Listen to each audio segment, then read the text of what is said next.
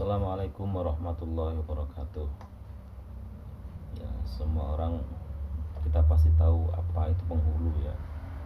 Profesi ini biasanya dikaitkan dengan tugas penghulu sebagai seorang pejabat di kantor urusan agama yang ada di setiap kecamatan ya. Namun kalau kita bandingkan dengan peran penghulu pada masa kerajaan Islam dan pemerintah kolonial Belanda di Indonesia, ya, maka peran yang tersisa saat ini adalah dua dari peran minor yang dilakukan oleh penghulu di Indonesia. Jadi pada masa kerajaan-kerajaan Islam ya, fungsi dan jabatan penghulu itu sangat inheren sejak awal terbentuknya kerajaan Islam di Nusantara, di mana sejarah awal mengenai Islamisasi Nusantara merekam adanya fungsi penghulu pada kerajaan-kerajaan Islam. Jadi sebelum NKRI ini berdiri, penghulu itu sudah ada. Nah, jadi di contoh misalnya di Kesultanan Demak ya, kerajaan Islam yang pertama kali di Jawa itu, raja berfungsi sebagai pemimpin negara, pemimpin militer, dan pemimpin agama. Nah, ketiga fungsi ini diwakili oleh masing-masing tiga petinggi kerajaan, yaitu patih atau perdana menteri, kemudian adipati atau pemimpin militer, dan penghulu pemimpin agama. Jadi istilah penghulu itu bukan hanya orang yang seperti yang kita kenal sekarang yang menjadi pencatat pernikahan di kantor urusan agama, akan tetapi juga sebagai pemimpin agama ya. Jadi di kerajaan itu ada tiga, yaitu adipati, dan penghulu, dan patih. Nah, sejak abad 16 sampai 18, fungsi penghulu pada kerajaan-kerajaan Jawa itu hampir sama dengan fungsi kadi atau kodi, atau bahkan Syekhul Islam pada kerajaan Islam di luar Jawa seperti di Samudra Pasai, Malaka, dan Aceh. Peran kadi atau kodi dan Syekh Islam tidak hanya dalam urusan agama bahkan, tetapi juga menangani masalah diplomatik. Jadi dapat dikatakan bahwa fungsi penghulu pada masa ini sangatlah strategis ya, pada masa-masa tersebut, yaitu di abad ke-16 dan 18. Nah, sejak abad ke-16, struktur ini terus dipertahankan sampai pada abad ke-19 dan berkembang tidak hanya pada daerah kerajaan, akan tetapi juga pada daerah kabupaten di bawah administrasi kolonial. Kata penghulu sendiri itu berasal dari kata hulu yang berarti kepala. Jadi penghulu itu dari kata hulu yang berarti kepala. Ya, orang yang mengepalai atau orang penting. Jadi istilah ini kalau dalam bahasa Sunda disebut penghulu, ya, di Jawa juga disebut penghulu. Kalau di Madura disebut sebagai pangoloh. Ya, di Minangkabau penghulu itu berarti kepala adat yang bergelar datuk. Kemudian di Aceh disebut imam, dan kadi di Kalimantan, kadi dari kodi mungkin ya. Nah, menurut Serat Wadu Aji ya, serat atau kitab yang menjelaskan semua terminologi yang digunakan dalam administrasi keraton termasuk aturan dan fungsi pegawainya, kata pangulu ini dalam bahasa Jawa berarti sesirah atau kepala, atau pangjeng atau pemimpin. Serat itu menjelaskan bahwa penghulu adalah pemimpin tertinggi dari jabatan keagamaan di sebuah kerajaan. Menurut serat ini, Serat Wadu Aji ini ya, penghulu bertugas untuk menangani masalah ibadah dan kasus-kasus peradilan Islam, termasuk memutuskan hukuman mati, mendoakan raja dan keluarganya, mendoakan tentara, dan semua masyarakat agar mendapat berkah. Di samping hal-hal umum yang sudah disebutkan di atas, di dalam kitab Serat Wadu Aji ini menyebutkan bahwa penghulu itu diisyaratkan menguasai buku-buku agama dan ilmu astronomi. Jadi kita bisa bayangkan bahwa penghulu zaman dulu itu pekerjaannya lebih banyak, lebih berat daripada penghulu yang sekarang. Ya, bahkan posisinya di kerajaan itu sangat strategis sekali. Ya, pada masa kerajaan-kerajaan Islam di Nusantara, penghulu itu senantiasa mendapatkan penghargaan dari masyarakat secara umum sesuai dengan kedudukan dan jabatan yang diberikan. Besarnya wewenang penghulu tidak jarang menimbulkan pengaruh yang sangat kuat di dalam masyarakat di daerahnya, di samping juga mempunyai pengaruh pula terhadap raja yang ada di dalamnya. Jadi ya, penghulu bisa menjadi penasihat raja itu ya dalam hal spiritual keagamaan.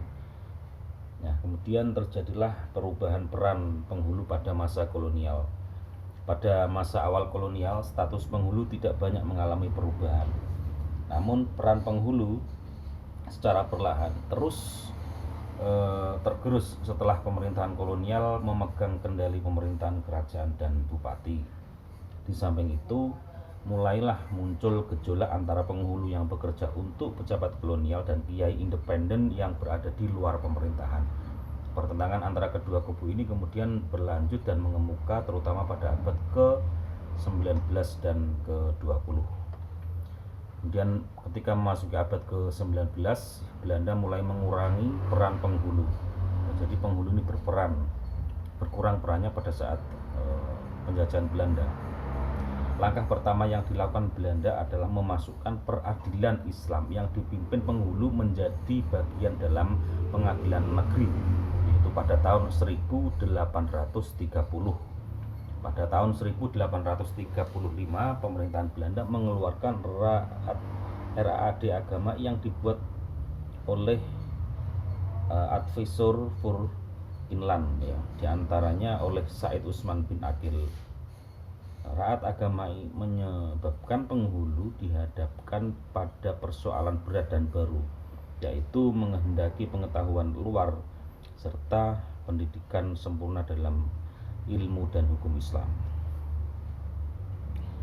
Kemudian pada tahun 1870-an status dan kedudukan penghulu semakin tidak jelas karena banyak keputusan penghulu dianulir oleh pemerintah Belanda. Yang hal ini karena Landraat harus memutuskan terlebih dahulu apakah suatu kasus akan disidangkan oleh pengadilan Islam atau pengadilan negeri.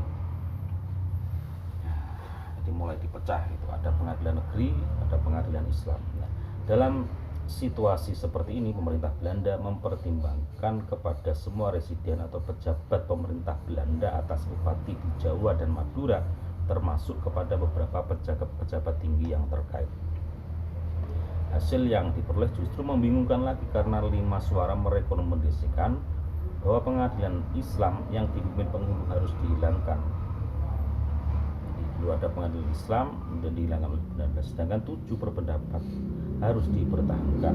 Akhirnya Gubernur Jenderal menyerahkan masalah ini kepada Menteri Urusan Jajahan dan keluarlah keputusan Kerajaan nomor 24 tanggal 19 Januari 1882 yang ditandatangani oleh Raja William III bahwa pengadilan Islam harus didirikan di Jawa dan Madura.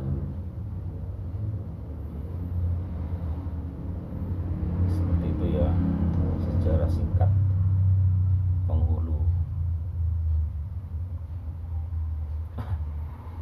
Nah, kemudian singkat cerita, pada 3 Januari 1946, pemerintah Merdeka Indonesia membentuk Departemen Agama Republik Indonesia. Jadi sejak saat itu penghulu menjadi bagian dari struktur Direktoral Jenderal Bimbingan Masyarakat Islam dan Urusan Haji, yakni Subdirektorat Kepenghuluan. Tugasnya adalah menyelenggarakan bimbingan kepada masyarakat di bidang nikahan, talak, cerai, dan rujuk atau NTCR. Dimulai ada Departemen Agama itulah ya, fungsi peran penghulu menjadi berbeda. Ya, untuk menyelenggarakan tugas tersebut, Subdirektorat Kepenghuluan mempunyai beberapa fungsi, diantaranya menghimpun, menganalisis peraturan perundang-undangan di bidang NTCR. 2. Merumuskan pemberian bimbingan di bidang NTCR. 3. Merencanakan dan mendistribusikan sarana NTCR. NTCR itu nikahan, talak, cerai, rujuk. Talak, cerai, rujuk. 4. Melaksanakan pengendalian NTCR. Itu. Pada unit kecamatan, penghulu bertugas dalam kantor urusan agama. Dalam bertugas di wilayah yang luas, penghulu dibantu oleh petugas desa yang mencatat dan melaporkan pelaksanaan di bidang NTCR. Nah, jadi pada titik ini terlihat jelas perbedaan antara peran penghulu pada masa sebelumnya dan masa sekarang. Meskipun demikian, tidak dapat dipungkiri bahwa penghulu di Indonesia mempunyai peran penting dalam sejarah bangsa ini. Assalamualaikum warahmatullahi wabarakatuh.